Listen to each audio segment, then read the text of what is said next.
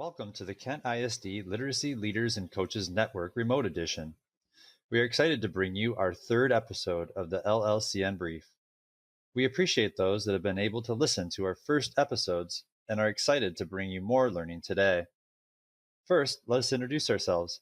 My name is Mark Raffler, and I'm the ELA and Social Studies Consultant for Kent ISD, and I'm joined with Sarah Shoemaker. I am an early literacy coach with Kent ISD as well. You asked, we listened. Based on your input from previous podcasts, this episode will explore the concept of feedback. We are excited to welcome Dr. Doug Fisher to the LLCN Brief podcast. Dr. Doug Fisher is certainly not a stranger to LLCN.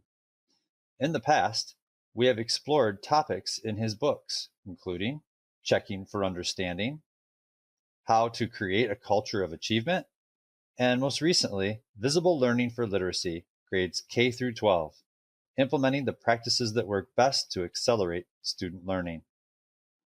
These topics have come at just the right time to inform our current practice with our colleagues and students. This time is no different. As we continue to venture into getting better with instruction during a pandemic, we are all struggling with providing feedback within that instruction. What does feedback look like in our pandemic-impacted classrooms today that can be face-to-face, hybrid, or completely virtual? Kent ISD is working with educators across the county to answer this question. We are excited to explore insights from the distance learning playbook resources Dr. Doug Fisher has co-authored.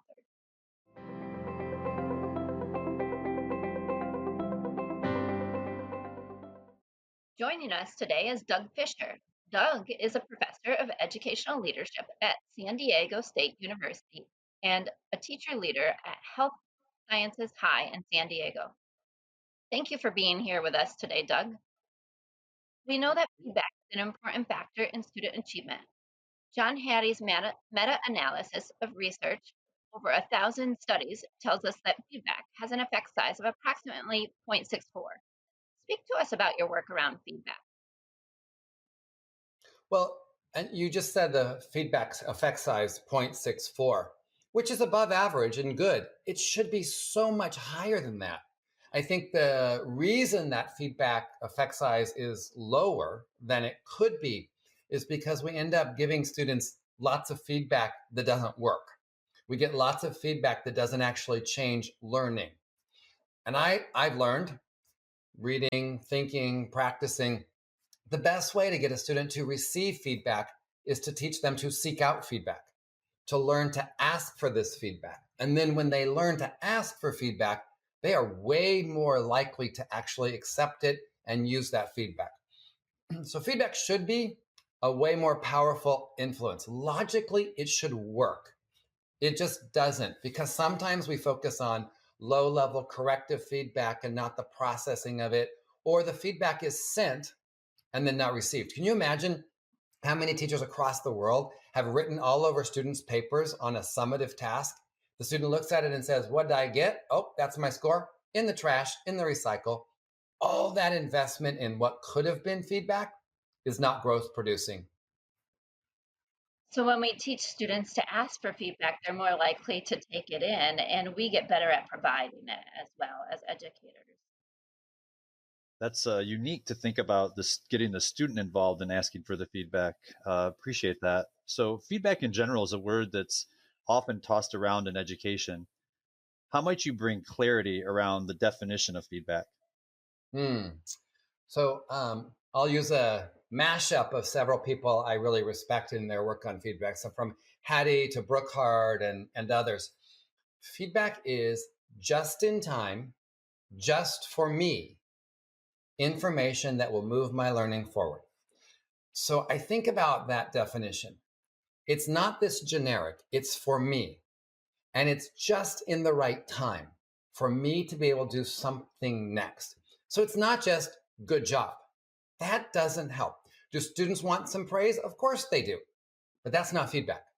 Feedback is information for me, just for me, that's at the right time that allows me to move my learning forward. And if we can really hone in on that, Am I giving you feedback that is specific to you, where you are in your learning journey today? And is it actionable? Is it something you can actually use to move that learning forward? And I don't mind some feedback, and I think there's evidence on this.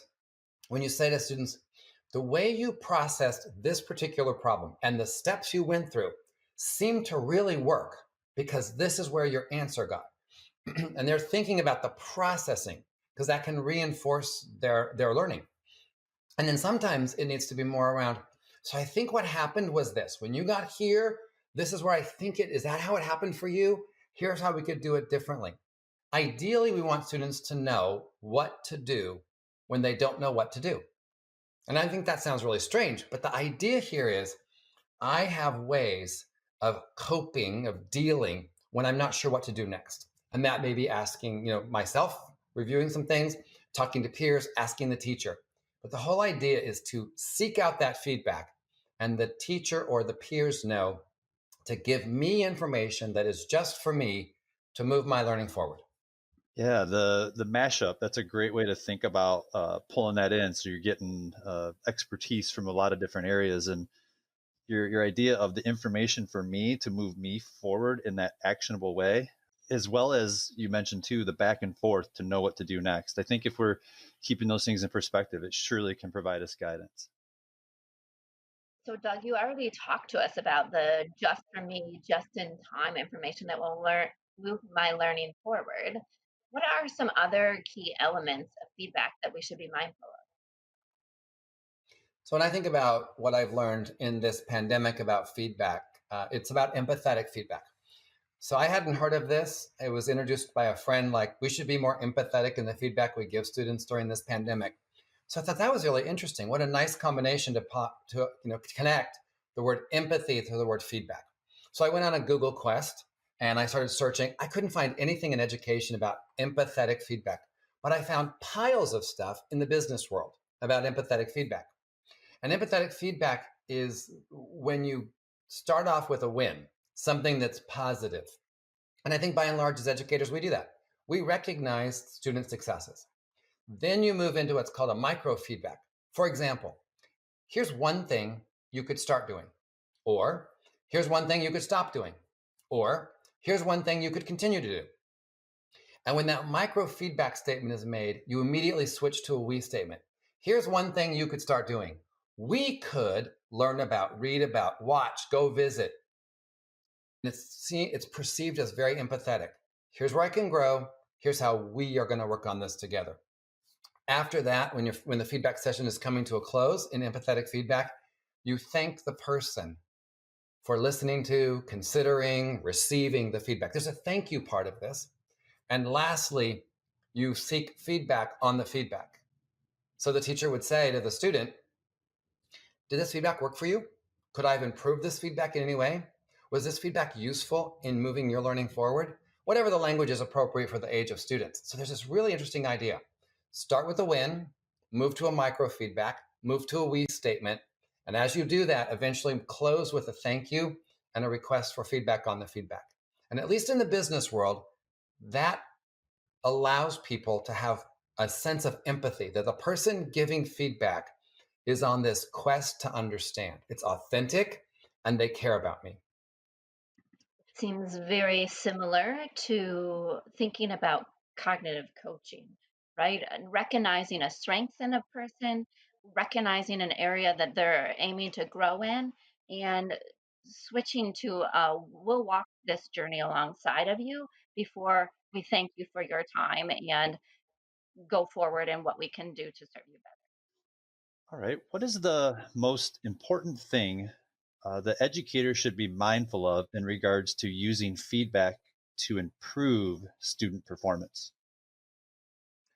Well, a few things come to mind. I think one is, are we overwhelming students with too much feedback? Is it, have we reached a cognitive load where they can't take in any more feedback?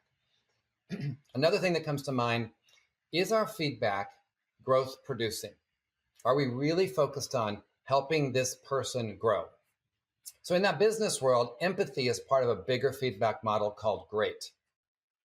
The G is growth producing. Are we actually focused on the growth of that person? The R is about real. Is the feedback real? Is it honest?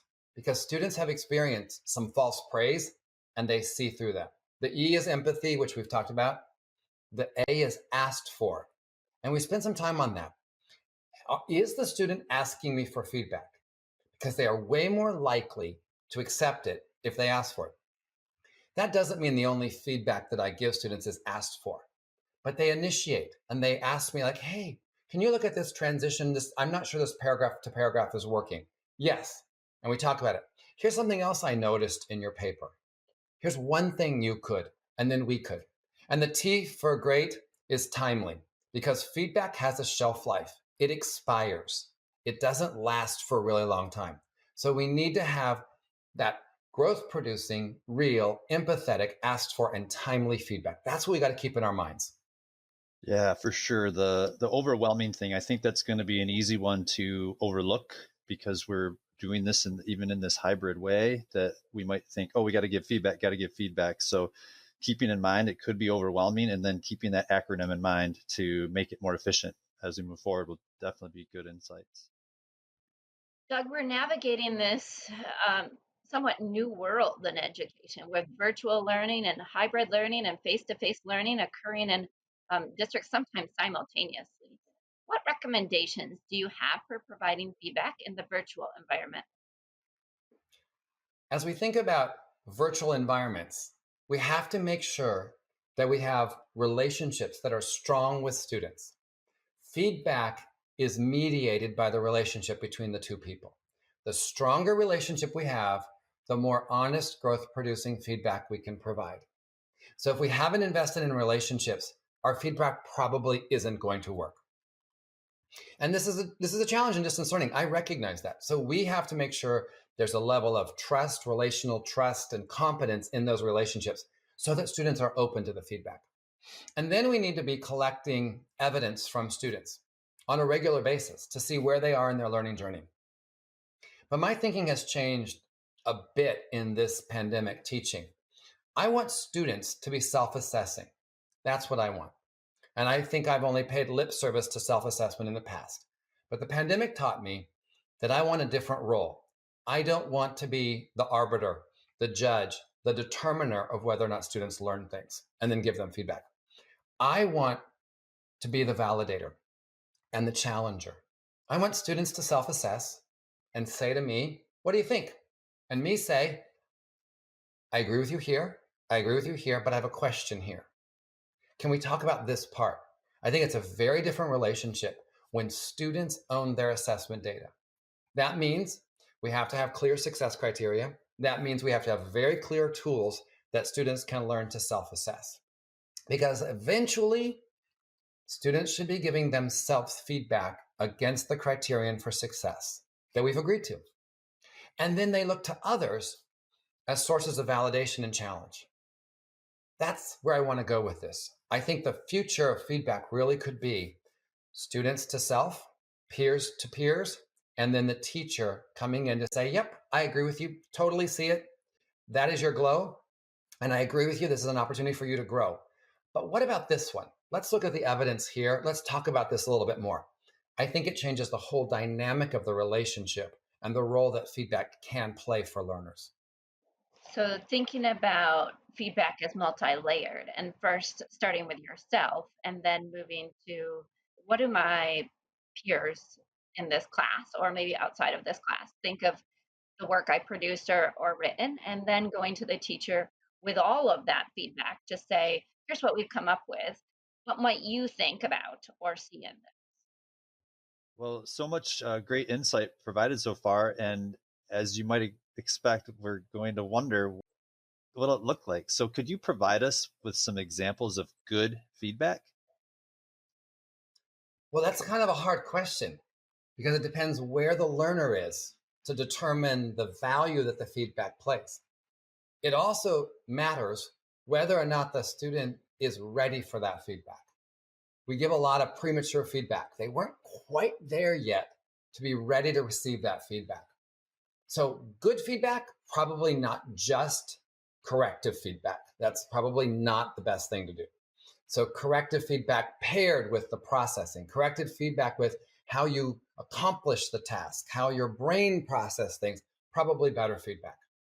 But as I think about really good feedback, and I'll go back to the parts I said earlier, we've got to teach students to seek it out. What are you looking for in terms of feedback from me? And then when I respond, does that allow you to grow? Is it actionable? That's probably the better feedback. Now, we have seen feed bad. We see a lot of that, so writing AWK in the side of a paper, meaning awkward, probably not that helpful for students. Like, they wrote it the best way they knew how at the time, and just telling them it's awkward doesn't help. Yes, it's awkward. What am I supposed to do with this?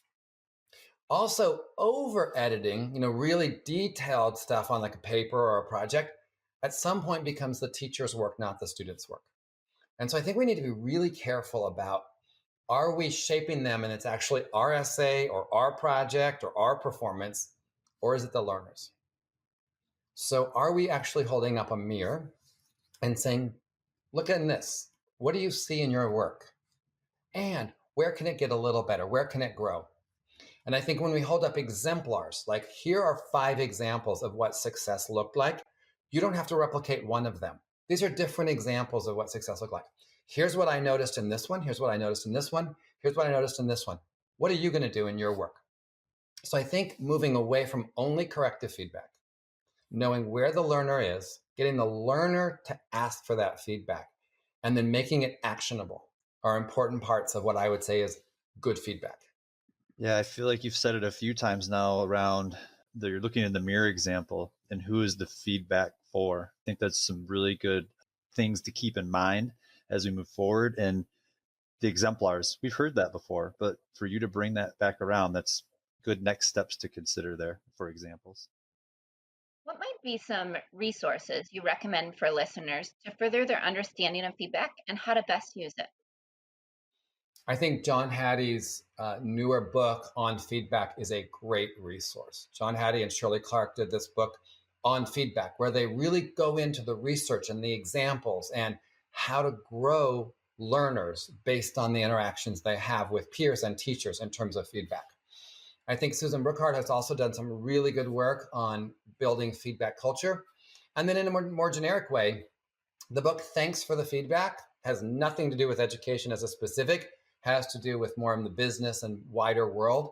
I think Thanks for the Feedback is one of those influential resources that changed my thinking around the role that feedback can play writ large in our culture. And I think as I'm processing this, the ultimate form of feedback for students is the recognition of their work by other people, not just their teachers and their peers. And this morning, I received an email from one of the teachers at our school. She teaches 11th grade English. And she had an assignment to write an opinion piece. And part of the way you got an A was to send your opinion piece out to a publication.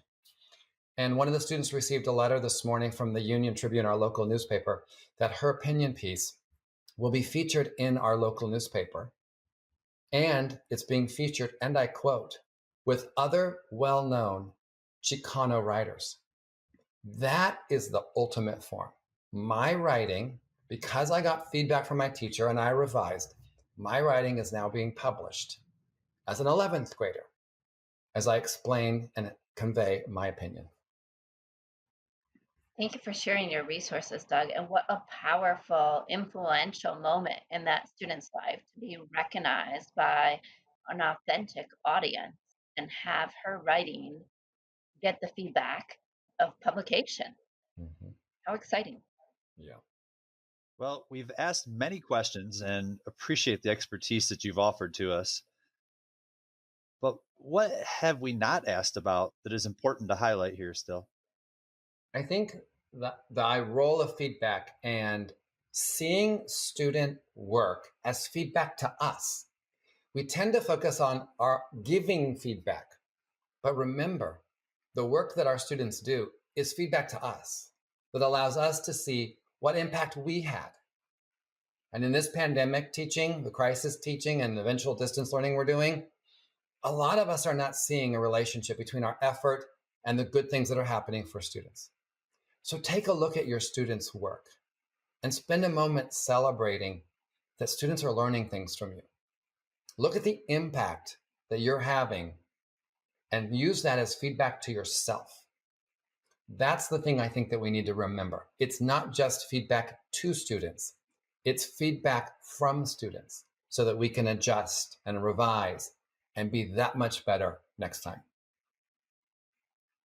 Yes, that is actually a great answer to that question because I think a lot of that is happening. We are really struggling and feeling like, what are next steps? What can we do next? How can we make this better? But to actually take a step back and look at what we have accomplished, maybe even in just getting to the point where we're at now and delivering instruction the way that we are, that's great insight. Well, we certainly want to thank you so much for your time and your thinking on these next steps for us around feedback. This is certainly going to advance our work here across the county and really our listening audience and through the Literacy and Leadership Coaching Network. And as I mentioned in the introduction, we've done a lot of learning with you throughout the years. And so this is certainly going to be one great next step to continue that. We so much appreciate your time today, Doug. Yes, thank you, Doug. Very insightful. I wish we could continue this conversation, but I know there are other things on your plate. And so we're just so gracious for your time today. Thanks for being here with us. It was an honor. I loved our conversation. I appreciate the interest in getting quality feedback to students. And educators, remember, you are having an impact. And I promise you, these kids are going to return to you one day. They're going to look you in the eye and they're going to say, "Do you remember me? You were my teacher during COVID-19, and you did not give up on me." Hold that in your heart because we can do this. Thank you all for your time.